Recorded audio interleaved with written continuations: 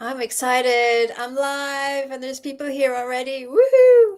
I'm just going to click the button over here on Instagram just so that it gets that out of the way. I guess that's going to be a thing that I do every time. And what I'd like to do before I start into your questions, and I have quite a few questions, is light a candle with intention to hold space. Typical. I'm doing this on the air and the matches don't work. All right. So I'm lighting a candle. And as I do this, I'm connecting to a source of healing energy. I'm drawing it down. This is for the highest good of all. So know that if I do get to your question, that's wonderful. And if I don't, well, either the energies aren't right or I'll come to you in the comments. And again, for my Instagram, guys, it doesn't save the comments and I can't get comments. So we could write and complain to Meta. I guess that's what we could do. I mean, my question could be when can I have live comments from people on Instagram? I have no idea. So anyway, this is great. Great to see you all. And got you guys here from YouTube. I don't know if there's anybody here on Facebook yet. But normally I have a little note here that tells me how many people I can see or who are seeing me, and that's not there. So anyway, here I am. And we're doing an Ask Abby Anything. And I did get some questions from my Telegram group, and some people have actually emailed me too. So I'd like to start with a couple of those, if that's okay, because I think, it might set the scene. I'm going to stay here for about 45 minutes. And let's see how much we can do. Yes, somebody from Facebook. Okay, we are go. Hello, Padam Tamang. It's great to be here. So there's been a lot of talk about upgrades and energy changes from 3D to 5D and ascension. And somebody's asking, what is an upgrade? So it's a very interesting question, and it's different every time. And it's different for everybody. So I guess, you could liken it to driving a car and you get a new model, you get the latest model. So if you get an energetic upgrade, right, then your energy field, which is something we've been working with this week, right? Energy field coming in. If you remember, I've got all the videos there from the book that we've been doing the exercises with. You bring your energy in, you open out, you breathe, you expand. Something shifts in you. You lift up, you change, you go to another level of your development. You get an upgrade.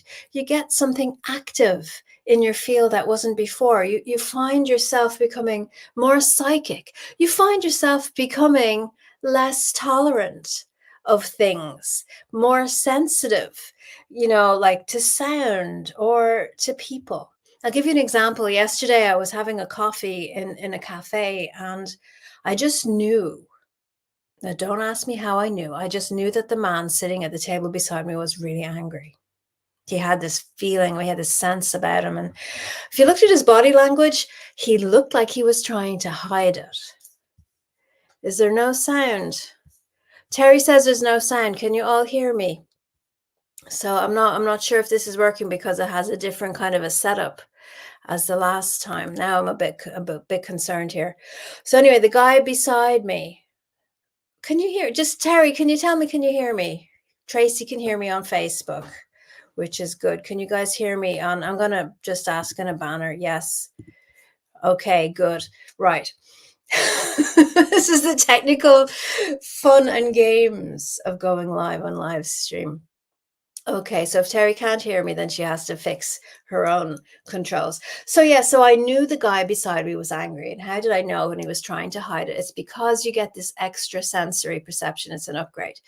Okay, so an upgrade is when your energy field, your soul, you have a breakthrough, you shift up to the next level. It's a level of attainment, right? But your body then needs to catch up. So going through upgrades on this ascension process, and our ascension process is very new agey language, but what it basically is, it's a step on our evolutionary progress of, let's call it Homo sapiens to Homo luminous. I hope that makes sense. Homo sapiens, just an ordinary human being. Homo luminous, we're here, we're bright, we're vibrant, we're in our power, we're fully present, and we are able to manifest. We're able to do all the things that, you know, that we've been deprived of, that we've been told we can't do. You know, our I can't and I won't turns into I can and I will. So the body needs to shift to accommodate the energy that we're becoming, right? So another question that came up was, I'll read it here. I'm asking about the solar flares. How are they accelerating our growth, and why do they affect our bodies so much? So if you're on my Telegram group, and I think even here on YouTube, I just posted about the KP index, the solar flare index, and a picture of the sun with all of this activity going on. So the sun is accelerating our upgrade process, right? And so the sun releases a solar flare. So the sun is miles and miles away from Earth, depending on where you're looking at it, depending on what your feeling is. You know, and ultimately we can't prove anything. And I'm not saying I'm a flat earther, and I'm not saying I believe the Earth is round and we're in a solar system. I feel that it changes all the time.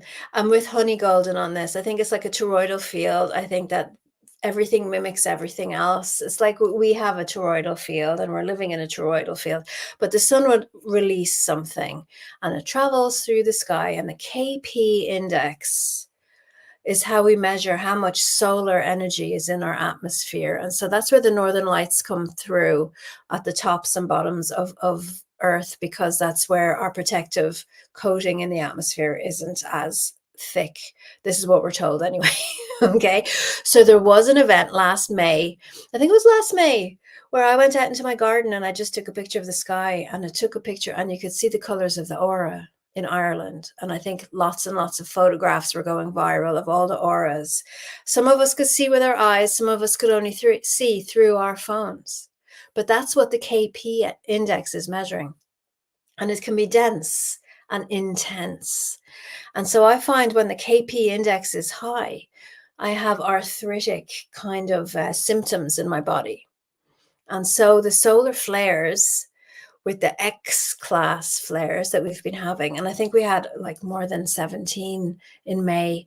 It's just crazy. We've had 3 or 4 in a year as normal, but we're heading to a solar maximum now. It went very intense, but my feeling is that it's going to get intense again.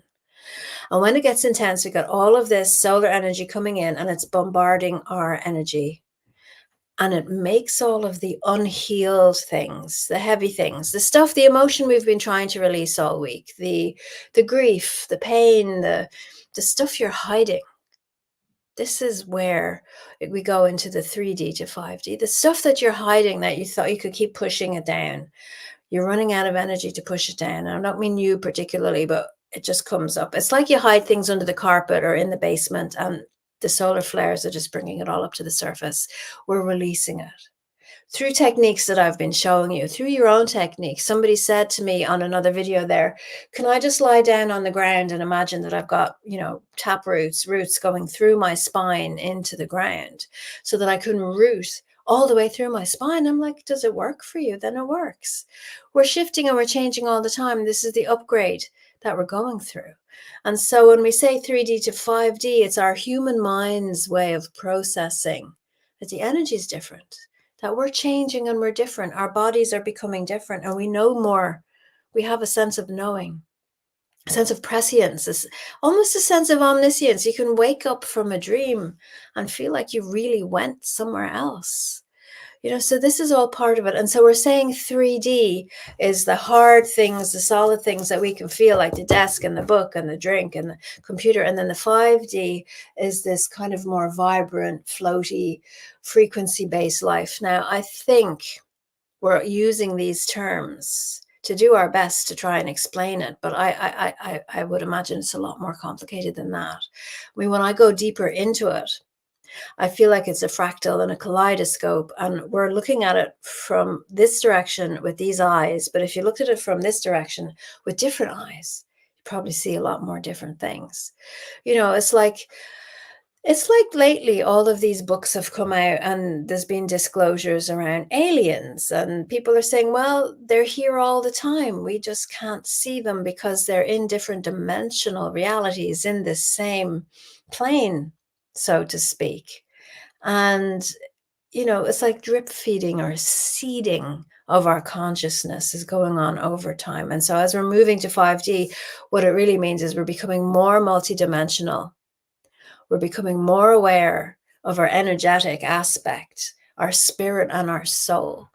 And our body is shifting to accommodate a much more wide-ranging, more multidimensional being. So even the children are noticing this. I mean, I gave this example before in another video, but my children went to a Eurovision Song Contest sleepover, and they were watching with their friends. It was my second youngest, and the Irish song came on. I were, very reluctant to call it a song. The Irish entry came on, and it was all this pageantry and satanic imagery and screaming and symbolism and all of this. And Maya texted me. She actually texted me, said, Mom, I feel really weird after watching the Irish entry. You see, this is something that the children know there's something off. So I said, well, I can do an energy clearing on you, because there was a lot of kind of dark energy, trying to say it in a nice way, a lot of dark energy in that particular song presentation. And then she texted back a minute later, said, yeah, but all my friends, they want it as well. They want the healing, the clearing too. So I said, okay, make sure that they give permission. And then I can just send a big blast of light to you all. And then they all had lots of questions for me. So this is the growing up. Now, I don't think it's going to happen overnight. I think it happens in steps. And it's been accelerated by the sun.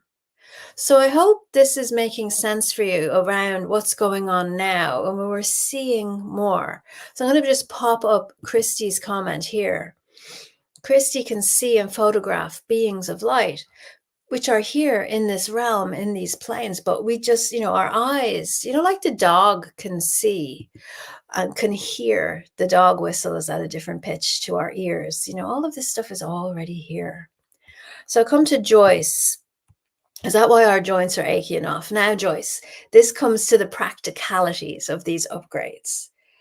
So your body is different to my body, is different to his body, is different to her body. Right, so we get that out first of all. Second of all, there are mechanical issues in a body. So my muscles don't always activate and fire off properly. Some of you have seen a couple of my walking and talking videos there where I said recently that I've swapped over to barefoot shoes. So barefoot shoes don't have a heel. The sole of the shoe is completely flat. And what's been happening with me walking on the barefoot shoes is that muscles in my physical body that never activated are beginning to activate. So I have my own mechanical issues in my body. And so you have your own mechanical issues, and someone else has their own mechanical issues, and we do have to deal with them. And this is why health centers, and getting x-rays and broken bones and mending and things is still very important. But we can download the frequencies that we need to give our body the resources to heal. So is this why our joints are aching? Now, if I would say yes, the KP index, the amount of solar energy, can affect people in a way that makes them feel achy.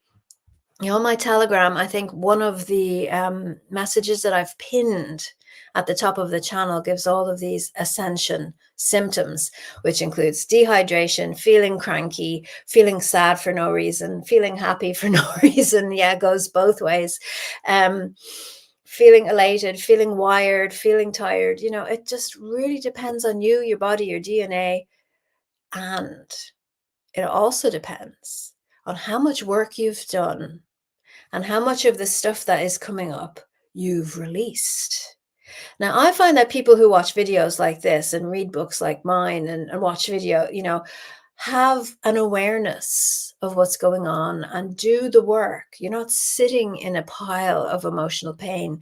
You can literally pull it out from you. You can ask it for, to be washed away. You're on a pathway of self-improvement. And so it's not as difficult for you as someone who's never done any work before in their lives. Someone who's never done any work before in their lives has, it could be a big explosion of overwhelm. And this is something that's come up. Now, I've been talking to Honey, and you've seen me do videos with Honey, and Honey says, and I'm not saying she's wrong, I like the way she's put this. Honey says that we as a collective, which is a group, which is humanity, sat down and decided that we didn't want people exploding with overwhelm from these changes that we elected to do it slowly over a longer period of time. So how does that sit with you? How does that sit with you? I think finding the language to explain all of this can be difficult. It can be difficult, but we're learning how to talk, and as a psychotherapist, when I was in training and someone would come to me and say, I'm feeling sad, I would say, okay, sad. Well, I'm familiar with sad. I'm familiar with feeling sad. And again, I said this in a previous video, sadness is upon me. I am not the sadness. I'm just experiencing the sadness. But sadness, what does that feel like for you? What does that feel like for you? And then you have to put words on the feelings. So I think those of us who are interested, who are on a path of personal development, can always start by putting words on the feelings, writing it down if you have to. I mean, even in my book, The Inner Compass, anytime my main character gets muddled and confused, she sits down with the notebook and starts making lists. And somebody asked me, this leads nicely into, someone asked me a question, do you have any ideas about how to move through and deal with grief? So again, coming back to this sense that we all experience grief differently. So what does grief mean to you? So start with that. So a lot of us have been experiencing grief and bereavement. And what's really interesting is bereavement does not always mean somebody died. Bereavement is a loss of your idea, a loss of your dream, a loss of your idea of what you thought the world was. I'll give you an example that the healthcare system actually cares about your health, and then suddenly realizing, well, hang on a minute, they just care about your money, and they try to get you in the system so that you're always going to have to pay them. It's okay, well, that's changed my whole idea. So there is a grief, there's a bereavement there, and different levels of grief feel different to everyone. But there's something called complicated grief. So the conditioning that we have as the people that we are is, okay, you're grieving, move past it, get on with it. You should be over this by now. Has anybody ever heard those kind of sayings? It should only take you a few weeks. Why are you still in this? Complicated grief happens when you push grief away to get on with things. And it sits and it festers, and then something else happens to cause you grief, and bam, just two different griefs there, and it's a trigger. It could be an explosion. So it's very difficult, at any time to be triggered. You could still be carrying grief from your childhood that's triggered by something. So here's the best way that I feel. First of all, give yourself the space to acknowledge that you're feeling grief, first of all. And I think once I did that, I've even written a post about that. Once I acknowledged I was grieving, you put words on what that feels like for you. You're validating yourself, right? And then what you do next, okay, is you give yourself extra space to grieve. You wouldn't expect your friend, someone you love, to be acting in their normal way if they were grieving, right? So stop expecting yourself to be doing that too. You need to be nicer to yourself. Once you acknowledge that you're grieving, give yourself extra space.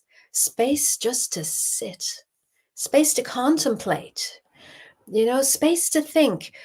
How is your world different now? I mean, you might not even want to be ready to think about that yet, but you're grieving because your world has changed, and there's a piece of you that's hurt.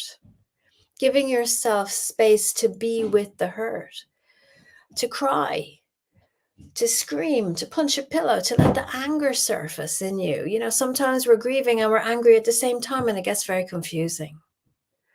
So to work through grief, then there's another piece when it comes to managing emotions on an energetic scale, to understand, right? That again, there is no specific time frame that you should be over this by now. And if you're still feeling upset about something several years later, you haven't processed it, or it was a bigger thing for you than you knew at the time. So we are multidimensional beings. So let's just give an example of somebody's really close relative dying. And a year later, everybody else is over it, but you're not. And 2 years later, you're still not over it. It's possible that that relative or friend or lover, and this applies to breakups as well, was a high-level soulmate. Do you know what I mean? So you're really entangled at the soul level, and the breakup, the death, the severing, is bigger for you than everyone else around you, even family, because your relationship to that person on a soul level was deeper. And we don't know this as a human being that we are, right? So we're just looking at everyone and go, I should be over this by now, but I'm not. So make the space, acknowledge that you're grieving. That's really my best advice. And also to say, you can release the grief and not feel guilty about it. If you think of grief as a heaviness that just keeps generating and generating, you releasing it makes you lighter in it. So you be lighter in the grief and not feeling guilty. So if you laugh at a joke when you're supposed to be grieving, oh my God, this is terrible. How could I be watching a comedy or going to the movie or going to the theater? I mean, that happened with my mother. It was 2 years after her husband died. I brought her to a concert. I shouldn't be here. I should be home grieving. I'm like, but it's been 2 years, but I should be home. So you need to, sit with that. As far as I was concerned with my mother, is like, it can be convenient to be grieving longer than you need to. But then there's the flip side. Maybe you still need to. So to give people the benefit of the doubt, I gave my mother the benefit of the doubt, right? You have to give yourself the benefit of the doubt as well. So that's a lot about grief. That's a lot about feelings. And the same would go for anger. If you're feeling anger, you acknowledge, I'm experiencing anger. I'm feeling anger. You write it down. What does the anger feel like to me? And then with the anger, you can pinpoint, why am I angry? What is the anger about? You can do it with grief too. Why am I grieving? What exactly is it that I've lost? Which aspect of me is furious about this? Which aspect of me is grieving the most? And how can I look after myself in this? So I hope that's helpful. I'm going to go straight to Tracy, who's been asking me great questions this week. I just to say, Tracy, thank you so much for showing up to all the videos this week. It's really nice to have you here. I'd like to ask about forgiveness. So let's just take a minute, wipe off the whiteboard, clear the space. Should we try to forgive? Should we try to forgive what? This is what I say: forgive, but never forget. There's conditioning again. Forgive and forget. People think, I have to forgive and let it go. I have to forgive and pretend it never happened. No, you don't. All right. You don't ever do that. You never forget, because then you've lost the learning. You have lost the learning. So we take a big step back. Here's you, here's them, here's the thing that happened. I'm right in it. I'm in the details and it's terrible. You have to take a step back so you can see it. Here's you and here's them. I don't know which hand was which. Here's the thing that happened, but I'm standing back from it now. And I just said, didn't I? Give each other the benefit of the doubt. So come to you first and say, okay, I was sleepy. I was exhausted. I was angry. I was grieving. Something happened. Can I forgive myself? And sit with that and ask, what do I need to do to forgive myself? And it's not easy to forgive yourself, but it's easier sometimes to forgive yourself than to forgive the other person. But then you look at the other person. There's that person, their small self, and then there's their higher self. This is what I call it, right? So your small self.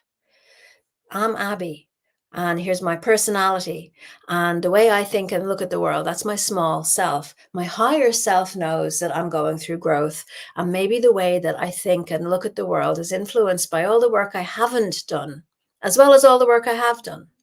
So look at the person that you're fighting with, or the person that you think you need to forgive. There's their small self. They're coming at the world from their point of view, their pain, their trauma, their triggers, the work they haven't done yet, and the work they have done. I hope this makes sense. So then when they act out of that, the higher self knows this is just a moment in time. And then next year it'll be different. Next week it'll be different. So you have to say, okay, where am I hurting? Can I let go of the hurt? Can I forgive the person, but I won't forget what they said? And I will not put myself in that position again. There's the key. So if somebody's constantly treating you badly, right, you have a choice. Do you want to have a relationship with them or not? There's the choice. And unfortunately, these types of relationships usually are in close-knit quarters where it's very difficult to sever the relationships. So we're talking husband, wife, we're talking mother, daughter, parents and child. Always brings me back to the one client is just superb example where she came to me and sat down on the chair because I was seeing people one-to-one at the time. And she says, I just want my parents to accept me just the way I am. And I said, that sounds wonderful, doesn't it? I said, but do you accept your parents for who they are? And she's like, oh. And then I said, do you accept yourself for who you are? And she's like, oh, I don't think so. So there you go. So you start with you, forgive yourself. This is what I say, forgive yourself for everything you've done and not done in your life, because sometimes we hold a grudge over ourselves for things we didn't do or didn't say. And practice forgiveness on you. So I give you a good example. I mean, I've got a healing program on my website, abbywynn.com. I've got a healing program that's called the Forgiveness Sessions. Do I have a banner? There's my email, abbywynn.com. I've got it's called the Forgiveness Sessions. And what that does is that takes you through the process of forgiveness for any situation and helps you forgive, clear the energy, and remember. Because here's the thing, when you walk back into a situation, we're not brainwashing you to say that never happened and you're making it up and it was overreacting. No, your eyes are opening and you go, oh, I've been here before. Here's the key. I'm going to do this again. Put space between you and the situation, space between you and the person, so you can decide, you can take a breath and you can go, okay, I'm not going to do this to myself again. I'm not going to do this to myself again. I forgive that person. Here's the biggest piece of all. I forgive that person for acting out of their small self, their selfishness, their personality eccentricities, their way of seeing the world. Maybe I've upgraded. Maybe my energy field is too bright for them now, and I'm triggering them because my presence in the room with them is showing them how little work they've done on themselves, and they're angry at me, so they're lashing out at me. I understand that. I understand that, so I forgive them. But the way they treated me was unacceptable to me, and I will not allow that happen again. You see how you reframe this so that you let go of the heavy anger. What's that statement? It's like holding on poison, or it's holding something that's on fire and you're holding a grudge. I'm not holding a grudge. I understand why they treated me that way, but I'm not going to put up with it. So I hope this helps. So forgiving yourself first, always. Now I'm going to scroll back through some of the comments and see, did I miss any of these questions? So there was a couple right up at the front. So Joni is asking here, ask me anything. How's my mom's mental health and overall health? I've been praying for the med beds. Now, I cannot say to you that I'm not psychic, because I am, but I'm not here to give psychic readings. And I love what Honey says, different timelines, different trajectories, different results. I could say to you right now, your mother's fine or your mother's not fine, and who knows what's going to happen next. But what I will say to you, and relating it directly back to what I was just saying, how's your mental health when you are around your mother? Now, there's something, I don't know if you've thought about that. So if her eccentricities, her small self triggers you, you are your first port of call, and you cannot be responsible completely for somebody else. So are you able to put space between you and your mother so that you're not reacting to everything she's doing? Are you able to breathe and step back and say, I understand her behavior, how she's acting out of her own point of reference? And maybe what you're seeing when you're looking at your mom will change. When you're seeing her as separate to you as an adult, as the accumulation of all of the consequences of all of the choices that she ever made in her life. And then you can make a decision to say, okay, rationally, what do I need to do to facilitate her? Does she need additional support, or do I just need more sleep and a little bit more tolerance and patience? I'm going to talk to you about praying for the med beds. If you don't know what a med bed is, for me, it's like a Star Trek thing that they have in the hospital where people can grow back your arm and your leg. I don't believe that we as humans, in the masses that we are going to see med beds, but it doesn't mean that I'm right. And it doesn't mean they don't exist. But we have to start living now. It's why I keep doing stuff with Mark Atwood. We're not waiting for money to come down from the sky. We're working to create money for ourselves. We're not waiting for med beds to come in. He's off creating a healing center. So stop waiting. Waiting is bad for your energy. Waiting is bad for your mental health. Talking about mental health, waiting is not good for you, because when you're waiting, you're putting yourself on hold. Does that make sense? So come back in. And just like I said with the emotions, what is it that's wrong? Write it down. What is wrong? What would I like to fix? What would I like to heal in myself? Not waiting. I'm asking for guidance. I'm asking my body. This is part of our upgrades, by the way. You ask your body, what do you need from me? And my body told me, I don't want you to eat this. I don't want you to do that. I want you to start walking. I want you to start stretching. I want you to look at, why you're looking at your phone an hour before you go to bed, and stop doing that. And start to look after yourself more, to take responsibility. Because what I feel really is that waiting for med beds is like not taking responsibility for yourself and for the choices that you're making. And just as I said about your mother, is the consequences of all of the choices that she made. We are the consequences of all the choices that we made. Okay, some of them are spiritual choices, like, the throwaway comment, you chose your mother, you chose your family, all that kind of crap. And it's like, well, we have to just be with that. But mechanical issues we can fix, like me changing my shoes, changing my diet. We can become the masters of our mind so that we're not drowning in fear all the time. I have exercises in this. I have exercises. I knew I was going to need this. I have exercises in this. Training the dog of your mind. How to get rid of fear. But you have to be the one to do it. People will go to the gym and lift the weights.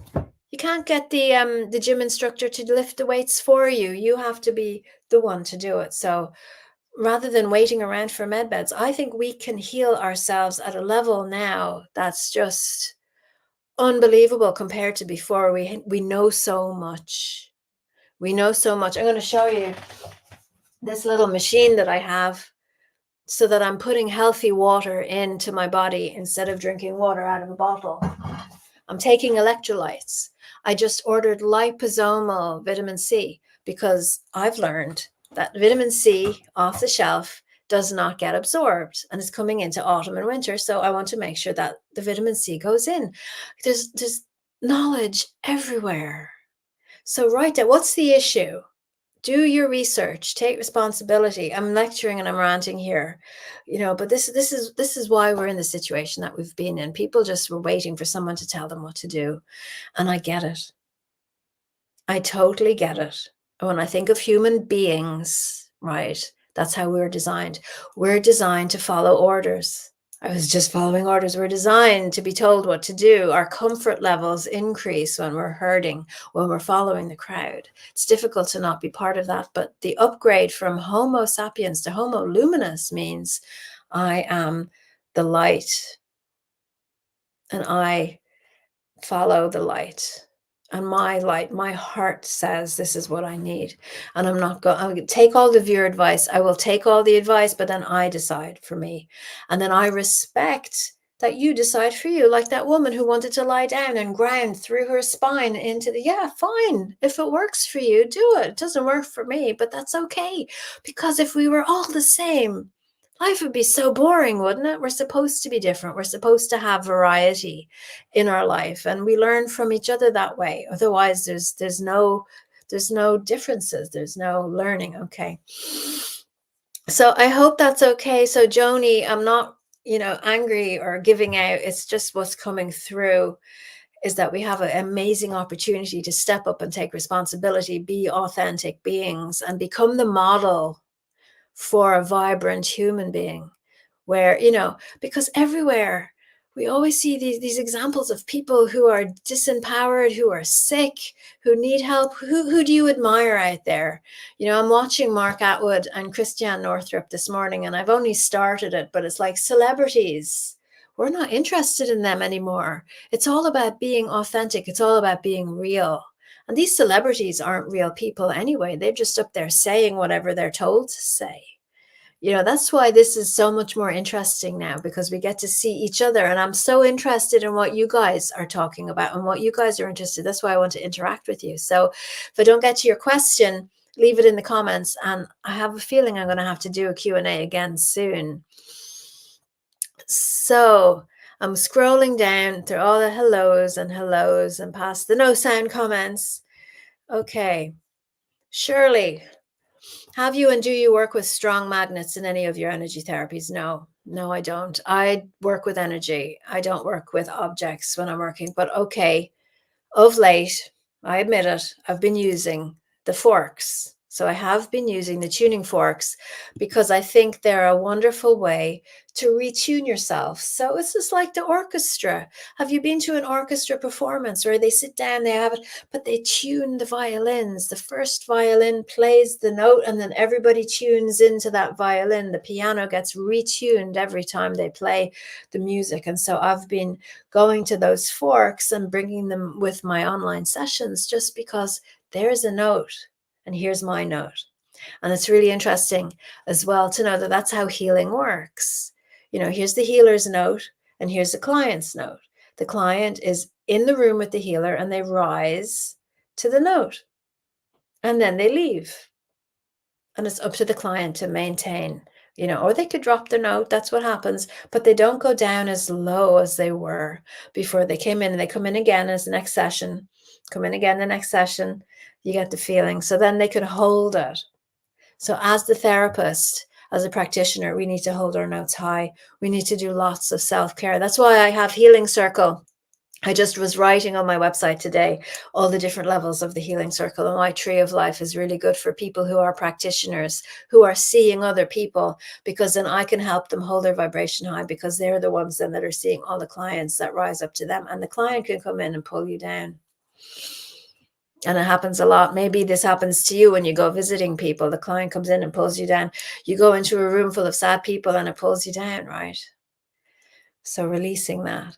Because one of the questions that I had, which was more of a comment from someone in my Telegram, was saying, it might be worth noting So I'm going to throw this in here for you, Adrian, that with all that's going on, we shouldn't forget to have fun. Put down the phone and have a choice to say, I've had enough heaviness for now. I'm off to listen to music or dance like no one's watching. What happens when you do that? Your energy comes back up. So you need to fill your cup. You need to look after you.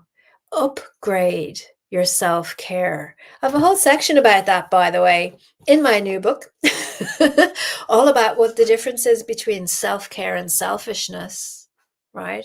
Self-care and pampering, they're not the same. Self-care is looking after yourself so that you can put the space between you and everything else around you, so that you can pull back and get proper perspective on relationships, on other people's way of seeing the world, and then on yourself too, that you can rise up into your higher aspect, look down at little you and go, oh, she's very tired. You know, I'll give her more space. I'll give her more rest. I don't have to do all the things. Take a minute now and think about, you know, this evening or this weekend or next week, depending on when, of course, you're watching this video, and ask yourself, have I overbooked myself? Have I factored in time for me to rest?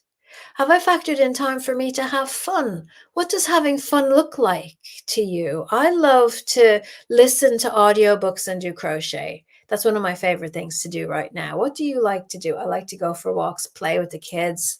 We're watching Gilmore Girls at the moment. I've never seen Gilmore Girls. I think I watched the final season with them. So they want me to watch the whole thing. We're working our way through it together and we're all doing knitting and crochet. It's really fun. What are you doing for fun? And are you doing it? And are you honoring time for fun? I think it's a really, really important thing to do. It's not about getting up at 5 a.m. and doing an hour of meditation. You know, that's not going to keep your frequency high. Whereas half an hour, you know, laughing to a funny podcast could be much more, you know, enlightening, maybe not enlightening, but much more, you know, brings you up, energy bursting for you. Okay, I'm going to go down now. And Christy Clark says, Earth is a boot camp, not a prison. And again, that really depends on your point of view. We have a body, and you can decide this body is a prison or this body is a sacred temple. What do you choose? We are the consequences of all of our choices. So you could choose to think this body is a sacred temple and I'm residing in it, so I'm going to treat it with respect. It's a choice. Everybody has a choice. So if you think this earth is a boot camp for what? What are you choosing? Are you choosing to be angry? Are you choosing to forgive? Are you choosing to forget? Or are you choosing to remember? Are you choosing to respect yourself? Are you choosing to accept yourself completely for who you are in this moment, for all the things you know and all the things you don't know, for all the things you did and all the things you never did? Like, I never sent a card to so and so. I never said this to somebody else. You know, say the things, do the things. What's your dream? Cast your mind back to when you were a child. What did you want to do when you were a child? And how can you incorporate that into your life now to live a joyful life, to follow your love? Did you want to play in an orchestra? Did you want to do pottery? Why don't you do it? What are you waiting for? Back to waiting. Well, all of these things have to be in the right order so that I will allow myself to be happy. Allow yourself to be happy now. This is what the world needs right now. We need that zest for life. We need the vitality. We need the happiness now. So make some time for that. Ah, okay. So we're coming to the end. I'm going to see if there's one more question that I'm going to do, and then I'm going to take a lot of your questions. Maybe we'll find a way to connect and to get more questions for the next one. Okay, Sun Silas, I'm going through a dark period. I have difficulty building friendships and life feels very tough to face. I have no idea which direction to go. So this will be the last question that I take for this particular session. And yes, I'll do it again. I'll do it again. Okay, so I'm going to look at this in a bit more detail. I'm going through a dark period. So I think we all are. So go back to the beginning of this video. If you're only tuning in now, you might have missed it. We've got solar flares shaking you up. Anything you haven't healed or looked at is coming up for you. But it's not that simple, because anything that anybody hasn't healed or looked at is coming up for them. So you are surrounded by people who are in darkness as well as you. And then the darkness is accelerated and amplified if you choose to stay in it. So write everything down. This is important, all right? I'll come back to the rest of your question in a minute. Make a declaration. Make a declaration. I do solemnly declare that no matter what way I'm feeling right now or how dark things are, I will call on all of my resources and I will ask for help to move through this into the light. This too shall pass. Now, if you can do that and mean it 100%, this is not a way to think positively and pretend it's easy. This is you declaring, things are difficult right now, but I'm going to get through this. And if you were like, do you ever see those big sound studios where they're recording people and they have all the switches and dials? You have all of these switches and dials in you, and you're going to now tune them all in. Things are difficult right now. I want to get through this. I ask for help. Show me what I need to do. Bring those people that I need to help me to me, to help me through this. And maybe even just hearing me saying this can validate you. I'm not saying you're not having a hard time. I'm saying that you are having a hard time and you're acknowledging it. And that's huge. Give yourself the space. Like I said earlier about grief, I'm having a hard time. I'm giving myself the space, and I'm not going to book out my diary and do too many things and say yes to things that I should say no to. I'm going to sit with what's difficult, and I'm going to get help where I need it. I'm going to ask. There's this really great technique. Esther Hicks. Remember Esther Hicks? Esther Hicks says she has two lists, right? A to-do list for me and a to-do list for the universe. Now you could say God if you want to. Say, this is all the things I'm going to do, and these are all the things I want you to look after for me. And she does this list every day, 2 lists every day. And she said that the universe list gets done faster than her own list. That the universe list brings in the movement and the solidification, the lubrication for her list to become easier for her, right? So you've decided life is hard. Let's decide that we're going to get lubrication in from the universe to help you move forward, because I can and I will get through this. So I hope that makes sense. Now I'm going to keep going with your questions. Oh, this is the wrong one. Okay, thank you. I have difficulty building friendships and life feels very tough to face. So again, and this is something I've been saying for a long time, you have to raise your vibration. Okay. When you're at a low vibration, you're attracting in other things at the low vibration, and they keep you at that vibration. So it's possible that the vibration that you are at in this moment in time is not where you're supposed to end up. And if you make friends now, they're going to keep you there. You might be feeling lonely. You might, so ask for help. Ask for higher vibrational things to come into your life, because then you rise up here and you meet the people who are here and they're your people. It's our need and our expectation that keeps us stuck. I should have this and I should have that by now. You've seen all those movies, where the women aren't married with kids because I'm supposed to be married with kids. You're not supposed to be anything. You're having your own personal, unique life experience. If we're all a fractal of God and God wants to experience everything, then what you're experiencing right now is what you're supposed to be experiencing. Life feels very tough. This is what you're supposed to be experiencing. I have no idea which direction to go. Be with that. Now I sound like Carolyn Miss. We're not supposed to know all the answers. We know nothing. Yes, I'm watching Game of Thrones at the moment. You know nothing, Jon Snow. We know nothing. We know nothing. We think we know a lot.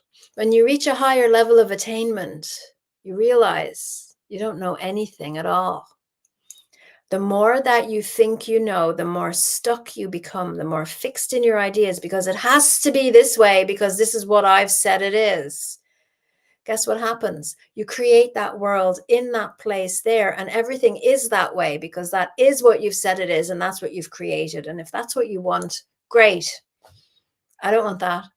I don't want to be always right. I don't want to be stuck. I want to keep going. I want to keep learning. I want to open my mind. I want God to come down and tell me stuff. I want to meet angels. I want to keep moving, you know. So I'm not making a fixed, stuck world. And it can be very hard to be fixed and stuck. So maybe you need to look and see, well, where am I fixed and where am I stuck? Or where are my expectations of what I think I should be having around now? How is that holding me back? And just surrender and let go. Surrender and let go. Do or do not. There is no try. Surrender and let go. And if you don't know what that means, you need to ask yourself, what does that mean for me? What does surrendering mean for me? And you open your hand and you let stuff go, then there's space for new things to come in. So I hope this has helped. And please write in the comments. And if you've watched the replay, write in the comments. Thank you very much for all of your comments. Powerful validation. Bridget says, thank you. Lots of help. I'll be re-listening, which is great. And again, what I'm saying is I'm not going to do specific psychic readings on your specific individual issue. But here's the but. I am here. And if you go to my website, did I do a banner with my website? I need to make one. Here we go. I have lots and lots and lots of things there for everyone, no matter where you are on your journey. I have the forgiveness sessions as a program. I have the healing circle for people who want active support and help. Once a month, I do an online group healing session, right? So some of you were with me the other day and we experienced on the live video an extra level of silence. But we had to clean away and clear away all the other energies in the energy field. I do this every month and it's recorded. So you could replay and replay and replay. And the next month there's another one. Because I'm working with the energies of now. And the energies of now are different every time. So come and join me for that. And next week, well, depending on when you're watching this video, the 17th of September is Raise Your Vibration Bootcamp. You know, and if you can't come this time, you can come next time. It's every February, every September. And this is what my book is based on. 21 days of 10-minute tasks to help you recognize what you're choosing. I have to say, sometimes you don't even know what your choices are because you're not in the moment and you're not present, and you know, you're just mindlessly eating and drinking and watching and listening and following your diary and not stopping and sitting and being. So I'm here to help. I'm not going anywhere. I've just finished a book, this one, and I'll give you a sneak peek of the next one, which I'm in negotiations with a printer over, which is for next year. First, look at the diary cover. Okay, this is a proof copy. It's going to be even more beautiful than this, with mandalas and place for you to write in all of your things. And yes, that was a cat and a dog to satisfy the cat and dog people, with affirmations for every day and QR codes to bring you to a video that teaches you how to use the affirmations. I'm here to help you. So if I've triggered you or if I've helped you, I'm happy either way, because sometimes you need to be triggered in order to make the next move, to get out of your comfort zone. Life was not meant to be comfortable. Life was not meant, I'm not treading on eggshells here so that I don't insult anybody. And I think you guys know where I'm going to with this. You know, if you want to live in a comfort zone, in a delusional comfort zone where you can decide that you're the fairy princess of the world, and you're creating that stuck world, and you're not going to grow. And people are going to get tired of it. So if you like the Q&A, let me know below, and I'll do another one, seeing as I've paid for StreamYard now. So I might as well make the most of it. I'll see you next time. I have really loved this. I've had great fun, and I hope you enjoyed the video too. It's okay. Bye-bye.